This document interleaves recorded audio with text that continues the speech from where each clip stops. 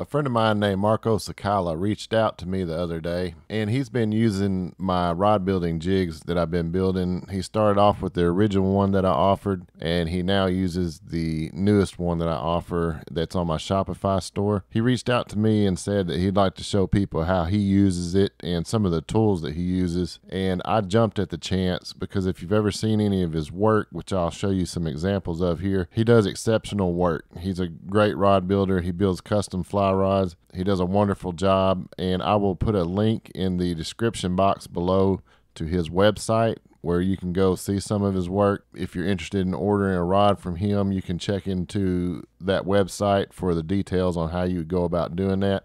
But he does excellent work, so I jumped at the opportunity because what I show people mostly is how to get started. This is someone that's been doing it for a while and he understands what he's doing, and I think it would be a good idea for me to share the videos that he put together with my audience. I think y'all would be able to gather some good information from it. This first video is kind of an introductory video that he did, introducing himself to you all. And if you follow any of the rod building groups on Facebook, you probably ran across Marco and you might not have realized it because he's pretty active in the community. So on this introductory video, he just kind of shows some of the tools that he uses.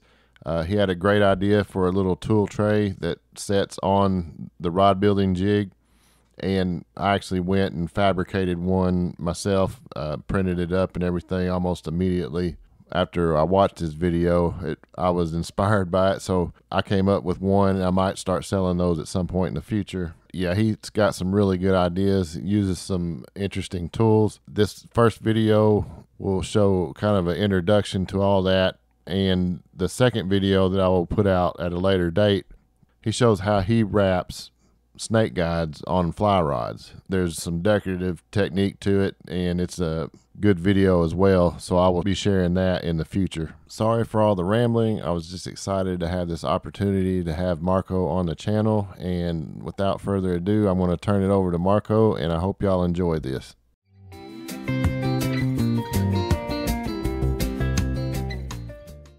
Hi, I'm Marco Sakala. I'm a retired engineer and currently am a custom rod builder. I've been talking with Kevin for a long time. I've been using all his products, and what I thought I would do is show you my approach to how I set things up, what tools I use, how I wrap a guide, just to give you a different point of view as far as being able to get the same result, but maybe with a different approach. So I'll give you a quick look around at what I have, how I use it, and that way you can get a better idea. When I do a guide wrapping video, you don't see a lot of the things outside of the frame, so I thought I'd show you those now. So let me grab the camera and we'll begin. All right, in no particular order, I'm going to start with this tape dispenser, and I know Mudhole sells one that's similar, so I think they're just made by everybody, and this happens to be a Luthier supply company that I deal with, so I got this from them.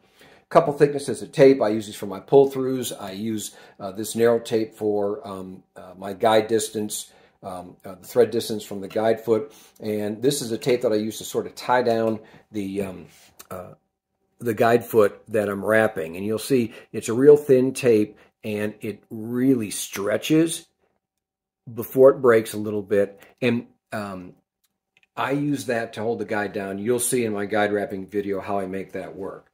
So what I've done here on the jig is I've got a little tool rest here, and it's pretty simple, and Kevin may end up making one because they're not difficult, but it takes a little bit to do them. So this is kind of locked this way, and I can slide it here. I can pick it up and move it, and I've got a scalpel. I've got a fairly decent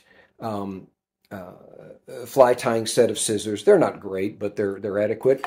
I use this a lot. This is for working on electronic equipment. It's kind of almost like a fiberglass, but it's pretty sturdy. And Mudhole is selling a selection of tools like that. A pair of tweezers, a real ultrafine permanent marker, and then I've got a thread tool that I found from an individual. I forget who promoted it, but that works real well for moving thread around, not only for decorative wraps, but also during guide wrapping. And then a burnisher. And this is a jewelry tool that we use for burnishing metal on bezels, but this does a great job smoothing out and flattening guide threads after you put them on. Now, moving on to the thread carriage, you'll see I've got thread in 3 different spool configurations.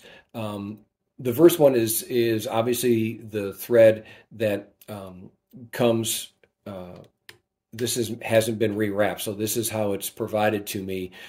This is a metallic that I'm using for a little bit of decoration on the butt wrap of this particular rod I'm doing.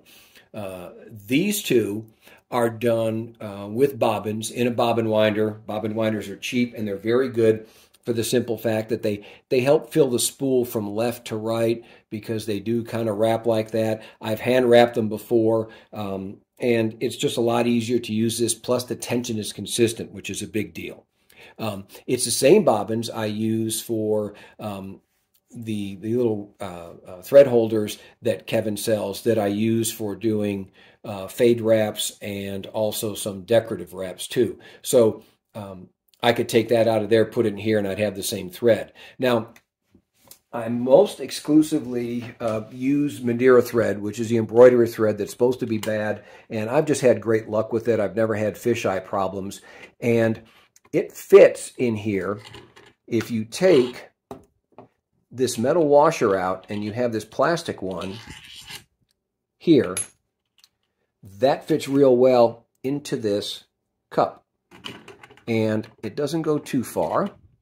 And you'll see when you get it in, you can put tension on it and you've got a way to hold it. And both of these screws go on here. Both of the nuts go on the thread. It's just long enough, plenty of room. So you can do it off these. The reason I don't do a lot of wraps off these is because this is so big, it gets down here and it sometimes falls off and gets wrapped up in this top section. So it's just not as good to use and as consistent as possible. I've also got this little tray here. This I got from Harbor Freight, and it's cool because this kind of fits in there, and then when I don't need it, I can get it out of the way. And now that I've got this here, what I can do is show you this little